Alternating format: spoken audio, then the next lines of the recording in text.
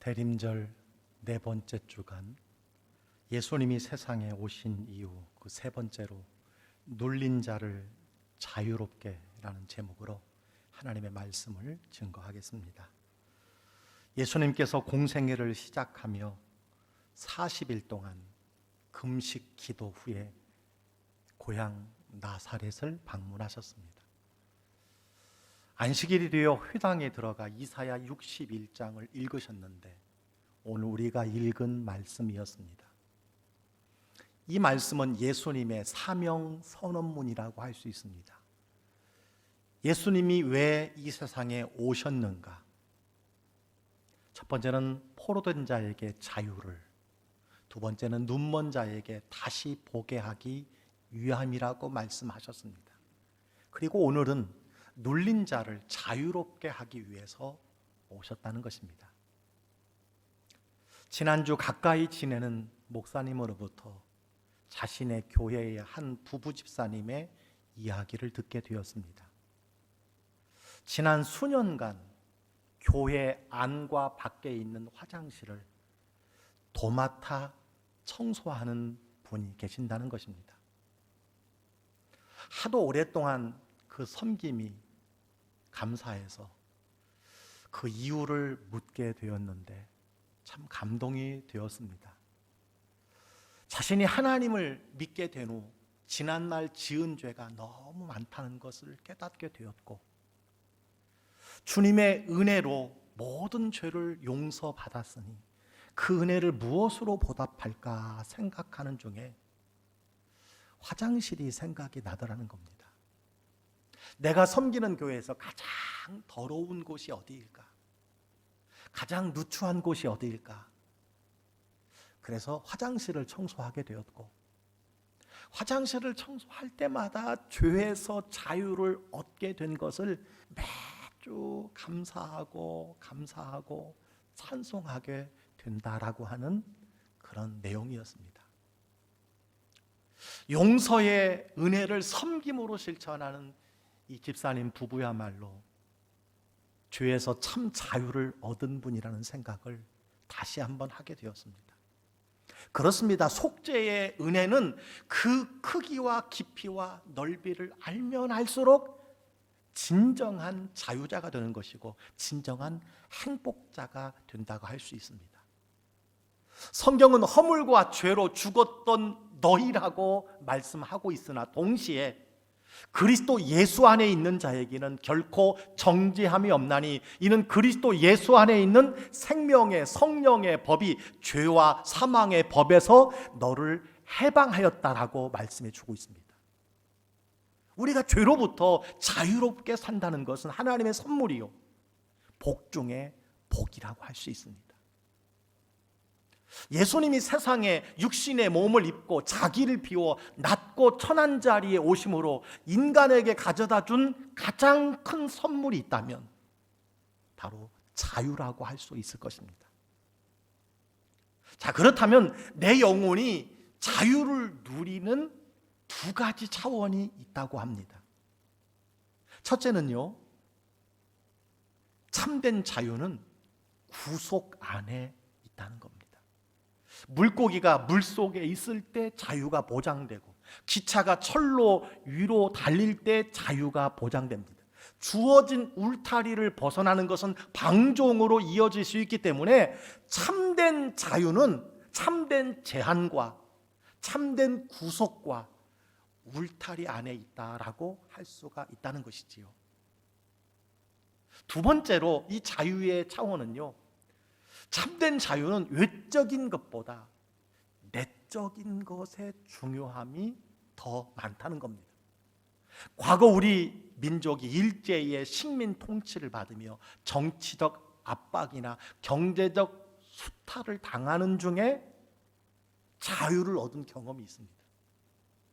그러나 현대인은 이보다 더 큰 죄의 욕망, 세상의 유혹, 물질과 명예, 사탄의 권세와 매임과 속박 속에서 자유를 잃어가고 있지 않는가 생각해 봅니다. 말하자면 내가 가진 돈의 노예가 되고 술과 도박과 인터넷 게임과 음란한 매체에 붙들려서 노예 아닌 노예, 종 아닌 종으로 자유를 잃어버리고 살아가는 사람이 많다는 것입니다. 따라서 예수님께서 이 세상에 오신 이유가 억눌린 자에게 자유를 주시기 위함이었다는 겁니다. 육체적인 자유뿐만 아니라 내적인 자유, 영적인 자유에서 우리에게 복을 주시기 위해서 오셨다는 사실입니다. 그래서 예수님께서 말씀하셨습니다. 진리를 알지니 진리가 너희를 자유케 하리라. 또한 아들이 너희를 자유케 하면 너희가 참으로 자유로우리라 라고 말씀해 주셨습니다. 그렇습니다. 우리는 예수 안에서 참된 자유를 얻은 자들입니다. 죄와 형벌로부터의 자유, 특히 죄의 능력과 억압으로부터 자유함을 얻은 자들인 줄 믿으시기를 바랍니다. 그래서 사도 바울은 우리에게 놀라운 복음을 들려주었습니다. 그리스도께서 우리를 자유롭게 하려고 자유를 주셨으니 그러므로 굳건하게 서서 다시는 종의 멍에를 매지 말라 말씀해 주셨습니다.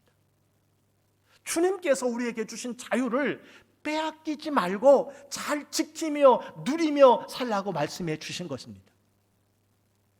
성경에서 눌림 가운데서 자유를 얻은 이야기가 많이 있지만 그 중에 하나가 누가복음 13장의 내용이 아닐까 생각합니다.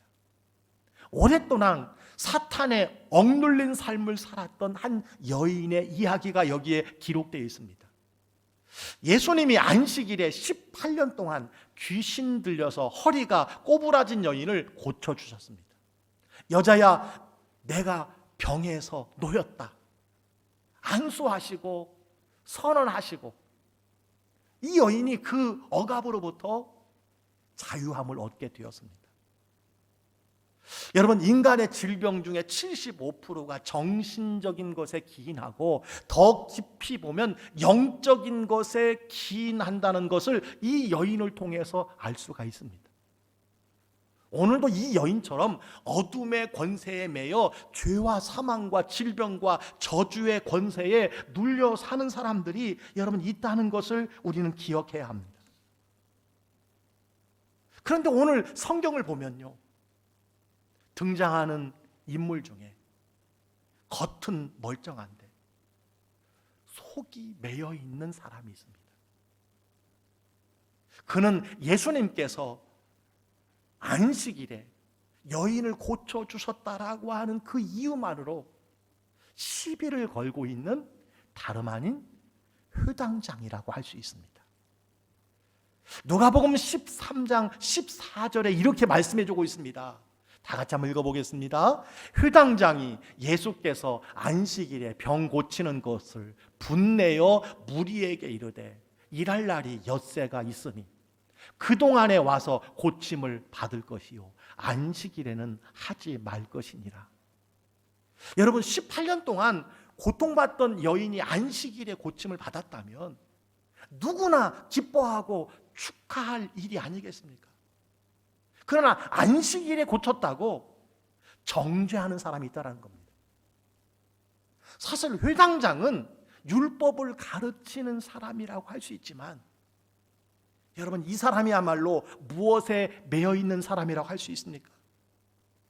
겉으로는 안식일이나 율법이나 전통에 매여 있는 사람 같지만 내적으로는 질투심과 시기와 교만과 독선에 눌려 있는 사람이라고 할 수가 있다는 것입니다.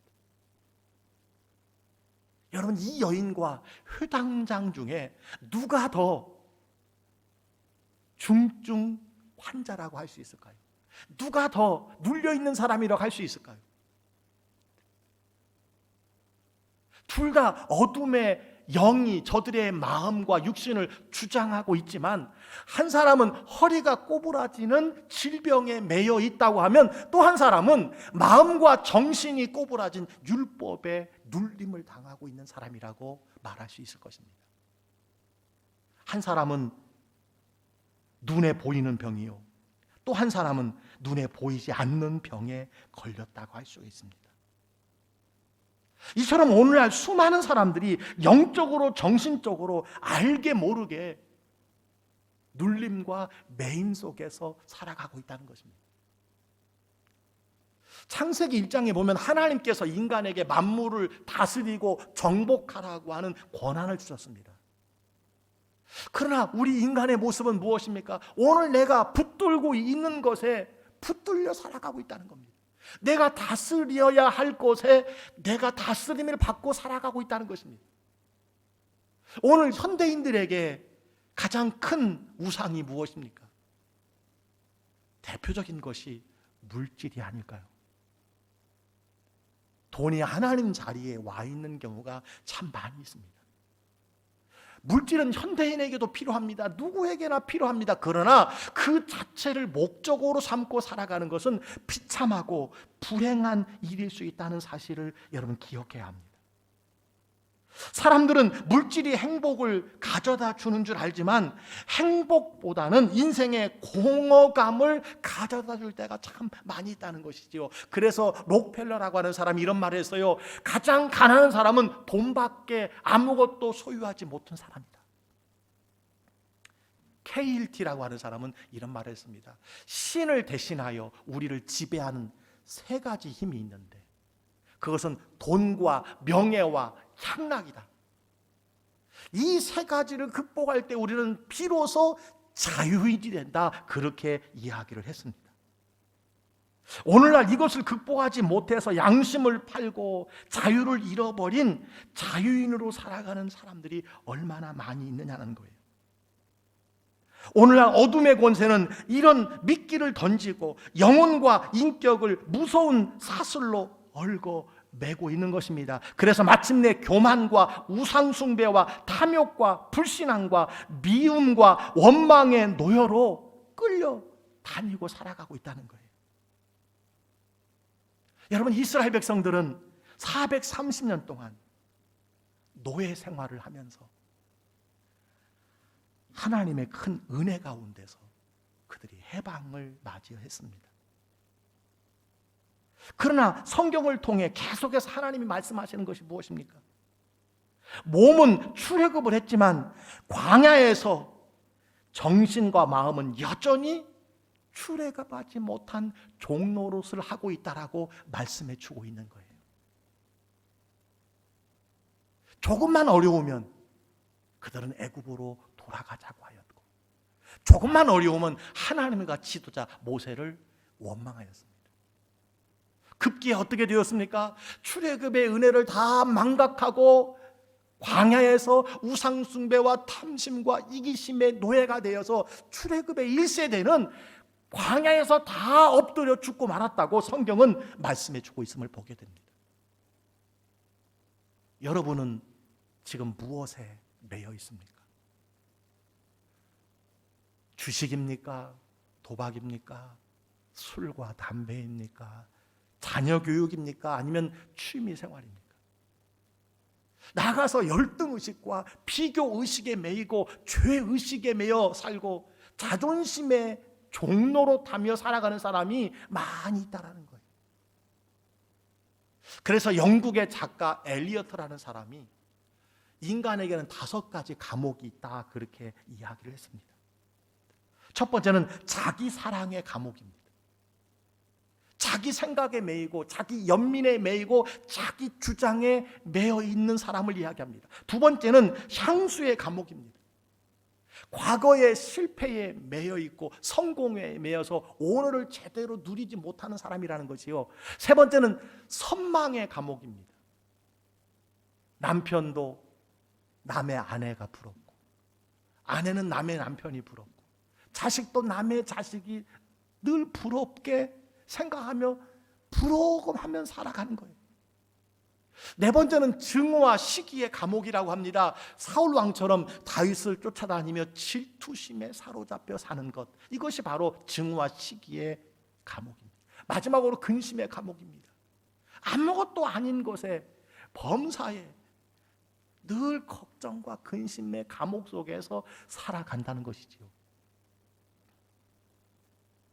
예수님은 이 여인을 질병의 매임에서 벗어나게 하신 후에 이번에는 회당장이 율법의 근본적인 사랑에 매여 있기보다는 율법의 형식에 매여 있는 것을 보시고 예수님께서 여러분 외치셨습니다. 누가복음 13장 15절로 16절에 보니까 이렇게 말씀하고 있어요. 여러분 다 같이 한번 읽어볼까요? 외식하는 자들아, 너희가 각각 안식일에 자기의 소나 나귀를 외양간에서 풀어내어 이끌고 가서 물을 먹이지 아니하느냐? 그러면 18해 동안 사단에게 매임받은 이 아브라함의 딸을 안식일에 이 매임에서 푸는 것이 합당하지 아니하냐? 여러분, 예수님은 회당장의 위선을, 율법에 눌림받고 있는 이 사람을 지적하고 있는 것입니다. 눈여겨봐야 할 말씀은요, 아브라함의 딸이라는 예수님의 말씀입니다. 예수님은 이 여인을요, 아브라함의 딸로 보셨어요. 이 여인을 사람들은 죄인으로 보았습니다. 불행한 여자로 보았습니다. 이 여인이 이런 질병을 갖고 있는 것은 죄값을 치르는 과정이라고 생각했습니다. 정죄받을 대상, 공동체에서 제외될 대상, 성전 출입을 할 수 없는 대상으로 취급을 했습니다. 그러나 예수님은 이 여인을 아브라함의 딸로 보셨어요. 회당장과 예수님의 두 가지 차이가 있었습니다. 회당장이 사람을 정죄하는 율법의 매인자라면 예수님은 생명을 살리는 분이셨습니다.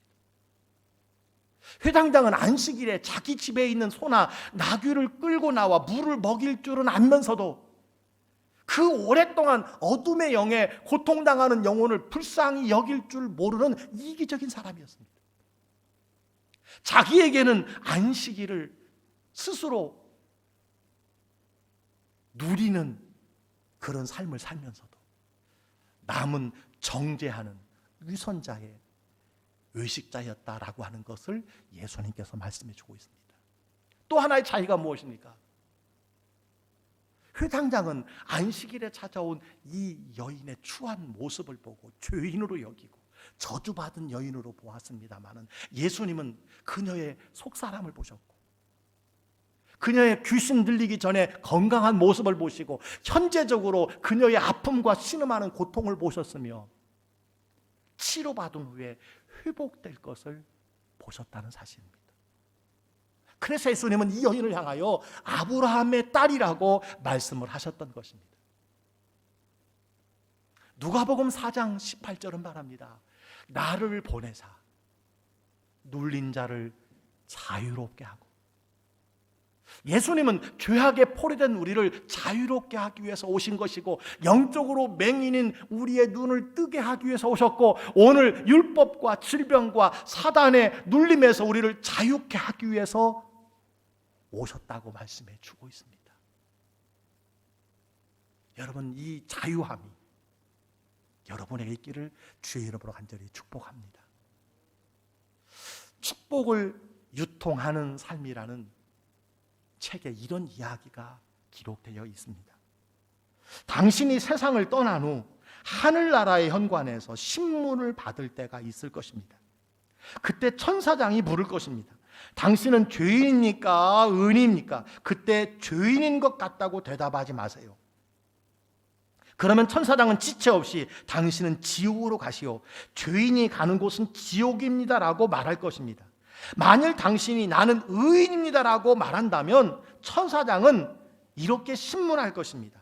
그렇다면 그 증거가 무엇입니까? 그때 당신은 어리석게도 당신의 일기장을 뒤적이면서 제가 예전에 이런 착한 일을 한 적이 있습니다라고 말하지 마십시오. 당신보다 기억력이 탁월한 천사장은 당신이 잊어버린 추한 사실들을 하나둘씩 끄집어낼 것이며 당신은 그 앞에서 부끄러움을 당할 것입니다. 그때 당신은 당신의 행위가 아니라 골고다의 십자가를 가리켜야 합니다. 저는 죄를 많이 지었습니다. 그러나 주님께서 골고다의 십자가에 달리셔서 보배로운 피로 내 죄를 대속해 주셨습니다. 그 은혜로 인하여 하나님을 찬양합니다. 그 은혜를 고백합니다. 이렇게 고백할 때 천사장은 당신을 하나님의 나라로 인도할 것입니다 라고 여러분 기록하고 있습니다. 그렇습니다. 우리가 주장할 바는 아무것도 없어요. 우리가 죄의 눌림에서, 모든 어둠의 눌림에서 자유를 얻은 이유는 무엇입니까? 바로 예수 그리스도의 십자가의 공로인 것을 우리가 기억해야 합니다. 오늘 우리는 죄와 저주와 사망의 권세는 물론 율법과 위선의 눌림에서 어떻게 하면 자유롭게 살 수 있을까요? 오늘 여인을 통해서 우리는 그 답을 찾을 수 있습니다. 첫 번째는 주님을 만나야 된다는 겁니다. 사실 회당장은 하나님의 말씀을, 율법을 선포하는 사람입니다. 목사 같은 사람이에요. 그런데 회당에 찾아오신 그리스도 예수님을 알아보지 못하고 도리어 안식일에 병을 고친다는 이유로 예수님을 시비하며 정죄하고 있는 것을 보게 됩니다. 여러분, 내가 누구라고 할지라도 우리가 예배를 통해서 하나님을 만나지 아니하면 이런 회당장과 같은 삶을 살아갈 수밖에 없다는 겁니다. 예배는 하나님과의 인격적인 만남입니다. 회당장처럼 형식적인 만남으로는 주님과의 깊은 인격적인 만남을 가질 수 없다는 사실을 기억해야 합니다. 회당에 나와서 주님을 만난 여인처럼 여러분의 삶이 힘들고 어려울지라도 어떤 것으로부터 눌림을 당하는 삶이 있다면 더 간절히 여러분 주님 앞에 나와야 된다는 사실입니다. 간절히 예배를 드리는 중에, 그렇습니다, 간절히 찬양하고 소리 높여 기도하는 중에 질병이 떠나는 역사, 치료의 광선이 비추는 역사, 모든 눌림과 억압으로부터 자유케 되는 역사가 일어나게 될 줄 믿습니다. 또한 말씀의 능력을 경험해야 해요. 예수님은 여인에게 말씀하셨습니다. 여자여, 내가 내 병에서 놓였다. 이 한마디로 어둠의 권세가 떠나고 여러분 질병이 치유되었던 것을 보게 됩니다. 하나님의 말씀에는 능력이 있습니다. 하나님의 말씀에는요, 불가능이 가능하게 되는 줄 믿습니다. 하나님의 말씀에는요, 내가 할 수 없으나 성령으로 가능한 것이 많이 있음을 여러분 기억하시기 바랍니다. 주님께서 그래서 이렇게 말씀하셨습니다. 너희가 내 말에 거하면 참으로 내 제자가 되고 진리를 알지니 진리가 너희를 자유롭게 하리라고 말씀해 주셨습니다. 하나님의 말씀에 능력이 있음을 여러분 꼭 경험하시기를 주의 이름으로 축원합니다. 마지막으로요, 사랑하며 섬기며 살아야 된다는 거예요. 자유는 크게 소극적인 자유와 적극적인 자유로 나눌 수 있습니다. 소극적인 자유는 무엇일까요? 어떤 간섭이나 억압으로부터 벗어나는 자유입니다. 적극적인 자유는 무엇이에요? 수년 동안 하나님께서 베풀어 주신 그 용서의 은혜를 간직하면서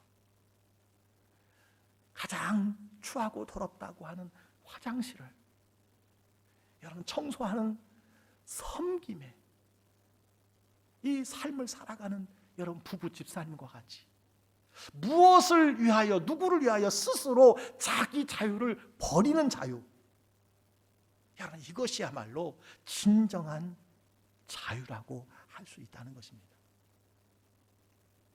코로나19로 생활 속 거리두기가 2.5단계에 있습니다. 곧 3단계가 발효될지도 모른다라고 하는 두려움 가운데 우리는 살아가고 있습니다. 생업에 얼마나 많은 어려움들이 있을까 생각해 봅니다. 오늘도 1,100명의 확진자가 발생을 했고, 안타까운 것은 교회를 통한 확진자가 다시 증가세에 있다는 사실입니다. 국민의 생명과 안전을 위해서 정부와 의료진이 살을 걸고 있다고 저는 생각합니다. 신문과 언론에 많은 비난과 여러분 책망이 있음을 우리는 잘 알고 있습니다. 그럼에도 우리가 여러분 기도해주고 힘을 실어주고 격려해주고 저는 따라줘야 된다고 생각을 합니다. 교회가 솔선수범해야 합니다. 여러분, 이에 믿는 우리의 삶은 어찌해야 합니까? 교회가 어찌해야 합니까? 현장 예배 얼마나 우리가 오랫동안 기다리고 있습니까? 함께 모이는 여러분 예배 우리가 얼마나 사모하고 있습니까? 그렇지만 자기를 위하고 타인을 위하여 스스로 그 현장 예배의 자유를 버리는 자유야말로 오늘 예수님께서 여러분 모든 눌림으로부터 자유케 하시기 위해서 오셨다고 하는 그 자유를 진정 누리는 자가 아닐까 이렇게 생각을 해봅니다. 온라인으로 유튜브로 예배하는 성도 여러분, 여러분이 예배하는 그곳에 주의 영이 함께 하시는 줄 믿으시기를 바랍니다. 거기에 참된 주께서 주시는 자유를 경험하시기를 바랍니다. 성탄주의를 맞으며 우리 주님께서 우리에게 하시는 말씀이 무엇일까요?